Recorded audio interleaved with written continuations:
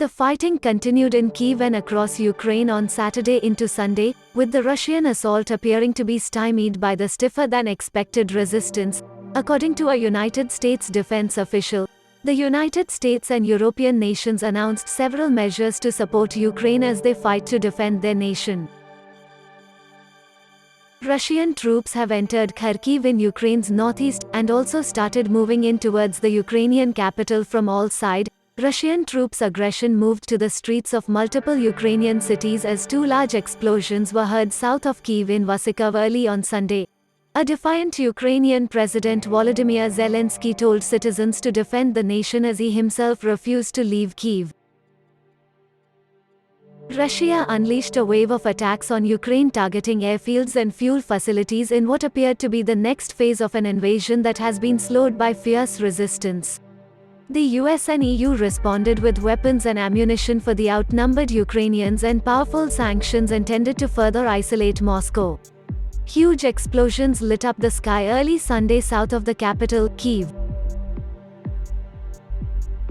Ukraine's State Emergency Service said a 9-story residential building in the eastern city of Kharkiv was hit by enemy artillery on Saturday night, killing one woman. The emergency service said the building was extensively damaged and about 80 people were rescued. Most had been sheltering in the basement. The Russians have offered talks with Ukraine over the ongoing conflict in Belarus. News agency AFP quoted presidential spokesperson Dmitry Peskov as saying. Ukraine President Zelensky, however, rejected the offer, saying he cannot hold talks in a country which acted as a staging ground for Moscow's 3-day-old invasion. The US and European Union have decided to partially exercise the nuclear weapon option as far as economic sanctions are concerned, cutting off a number of Russian banks from the main international payment gateway, SWIFT. The assets of Russia's central bank are also expected to be frozen, constraining Moscow's ability to access its overseas reserves. Meanwhile, evacuation of Indians stranded in Ukraine, mostly students, continued as 219 people got off from the first flight that flew them home from Bucharest in Romania.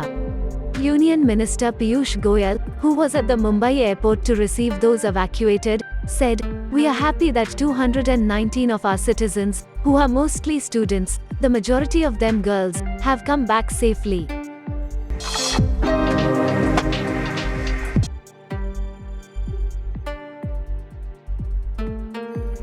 The Indian Air Force on Saturday announced that it has decided not to deploy aircraft in multilateral air exercise in UK next month in light of recent events. 5 Tejas fighter aircraft of the Indian Air Force were to be deployed for exercise Cobra Warrior 2022 at Waddington in the UK. India's light combat aircraft Tejas was all set to make its debut on foreign soil next month.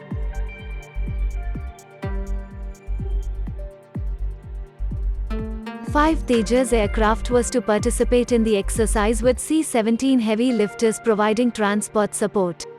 Tejas fighter jets took part in the Singapore Air Show from February 15 to 18, with the move aimed at tapping the export potential. The aircraft previously took in the Malaysia, Dubai and Bahrain air shows but have never participated in a combat exercise in a foreign country.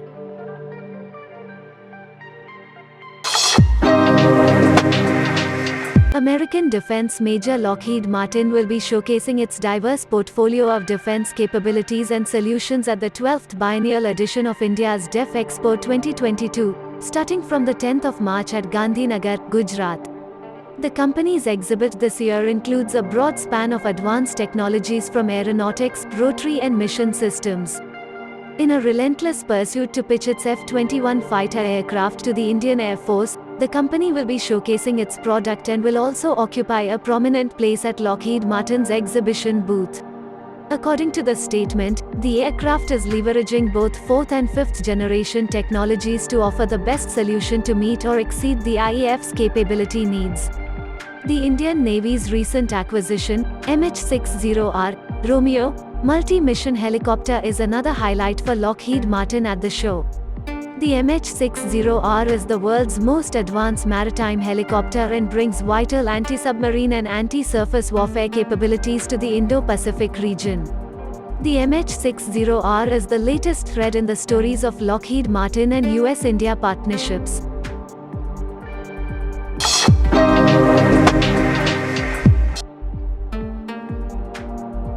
Amid the Ukrainian crisis, there have been reports that the world's largest aircraft Antonov An-225 has been destroyed. However, there has been no official confirmation on this matter. According to the recent data, the aircraft has been at Hostomel Airport since its last landing from February. The aircraft is claimed to be the world's largest plane equipped with 3 jet engines on each wing. As per the unconfirmed reports, chances are that the engineering marvel Antonov An-225, also known as Mriya, has been destroyed amid the war in Ukraine. As per the viral videos on Twitter, an air assault operation was launched at the Hostomel Airport, the last landing place for Antonov An-225. In the video, huge screens of black smoke can be seen rising up from the ground.